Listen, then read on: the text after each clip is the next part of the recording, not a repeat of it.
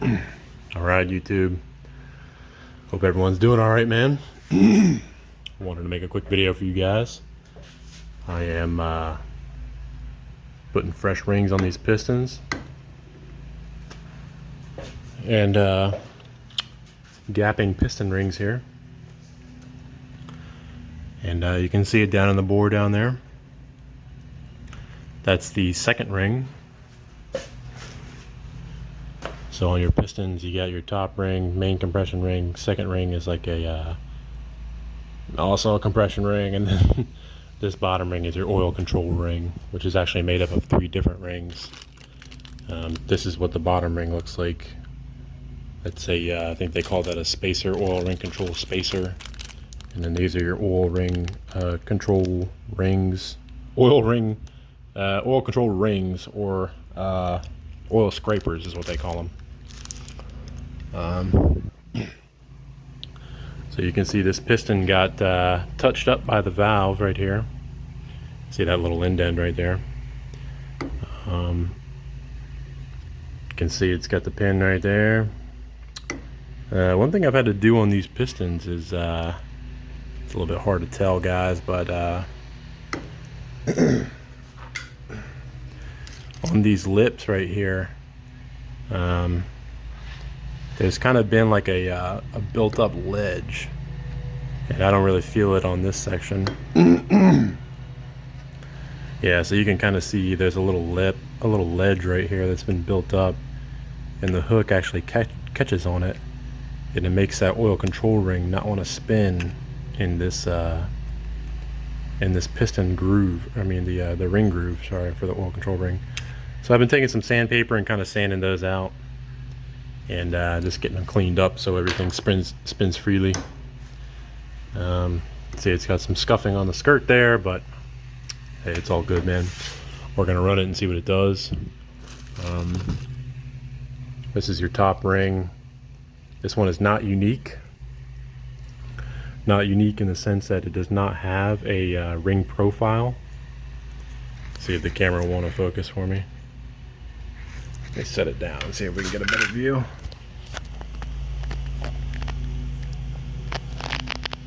So you can see it's basically just a square ring.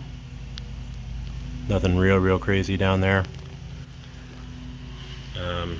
The second ring does have a profile to it, and it has a bevel on it, which I'll show you in a second. But you can see what I'm doing here is gapping the piston ring. So these are shims. You can see them right there, guys. One is 25 thousandths thickness, and the second one is 2 thousandths thickness of an inch. So we're gapping this ring to 27 thousandths of an inch. So I'll take these out and show you guys. Let's see. So there you go. You got your. Get back over here.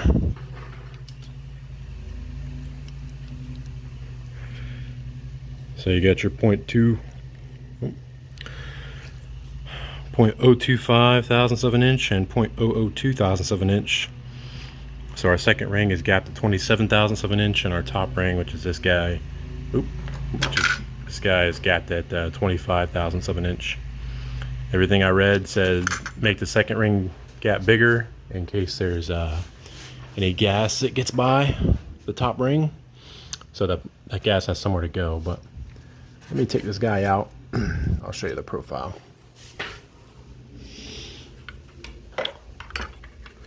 Another important thing to know on this second ring is it is directional.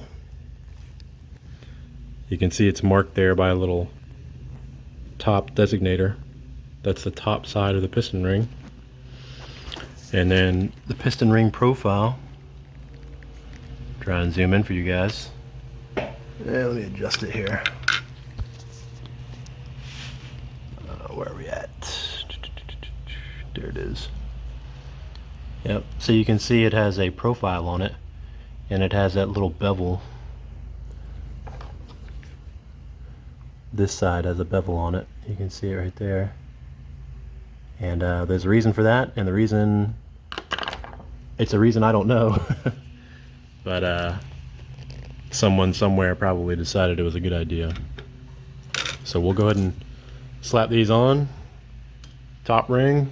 This will be your second ring. It's gonna live right in there. Then we'll get our oil control rings on, and I'll show you what that looks like, guys. All right, guys. Cut you back on.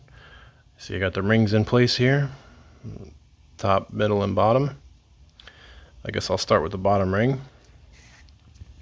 So, like we said, I have the oil control ring spacer, which is this guy in the middle. You can see how these two ends, that's actually where the ring separates, but these two ends have to point up based on the installation guide.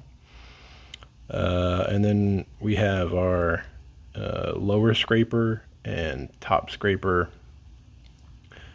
basically like 45 degrees apart from each other and not lined up with the oil control ring spacer gap.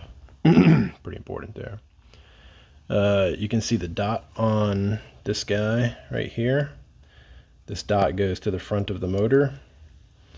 So the face of the piston that we're looking at is towards the valley of the motor, of the engine rather, not motor.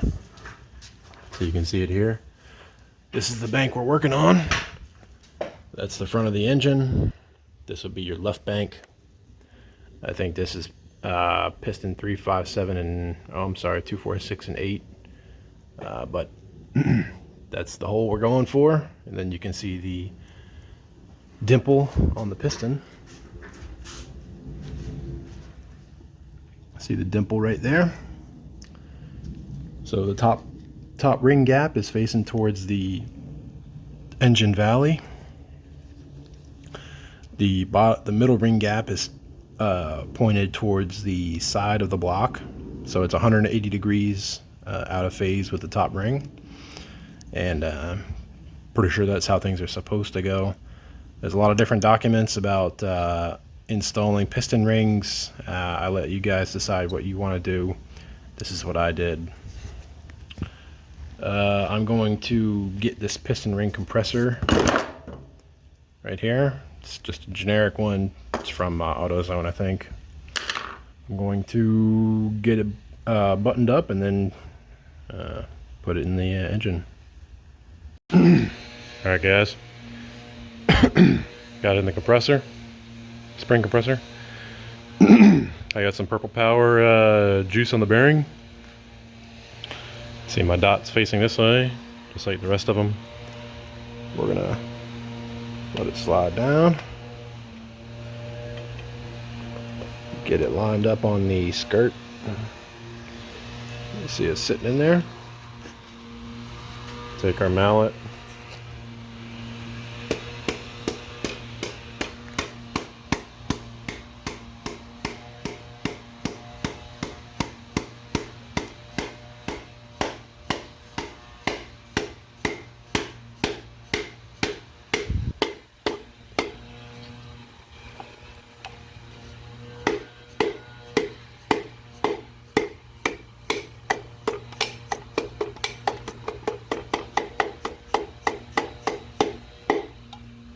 I think we might be stuck. Yeah. Maybe.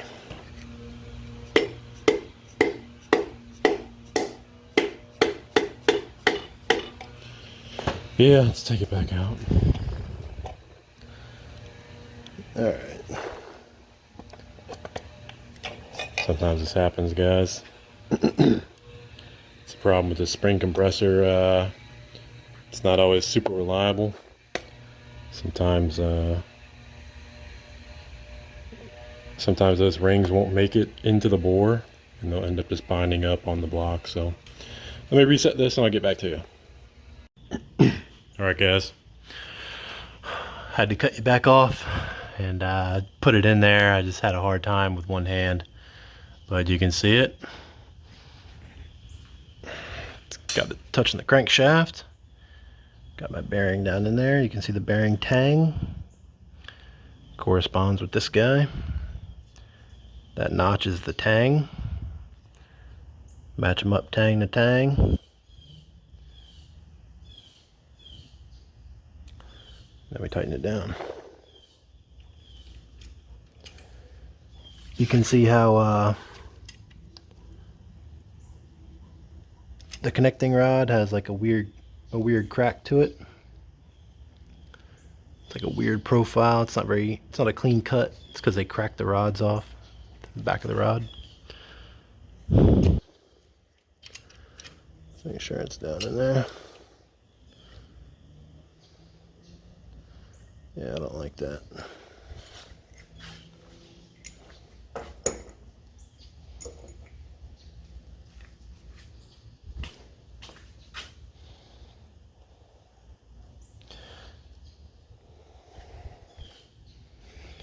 I want to do it one time.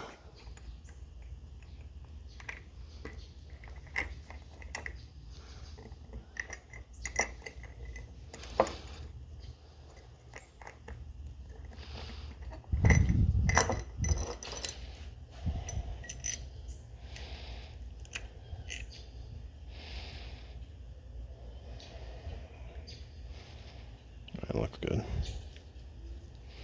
All right, let's try this again.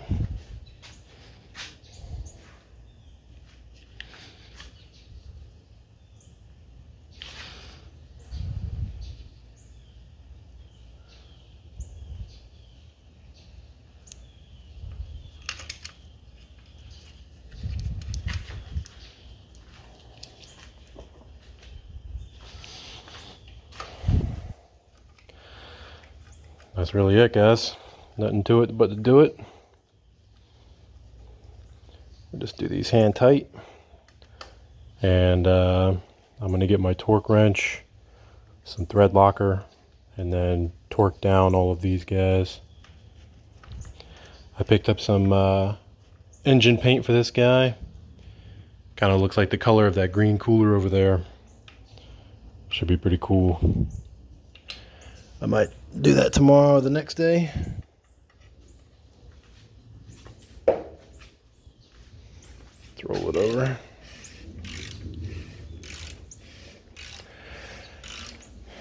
Everything's still moving nicely. Oop.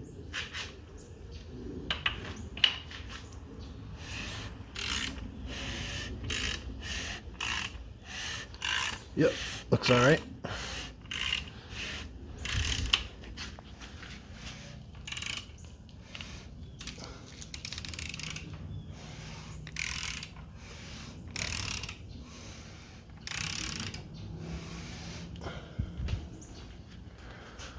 Cool. So that's it, guys. Bottom end is put together. Gapped for turbo and nitrous. I think next I'm going to clean up the block and get it painted. I gotta order more parts so I can keep going. But yeah, I think that's it for now, guys.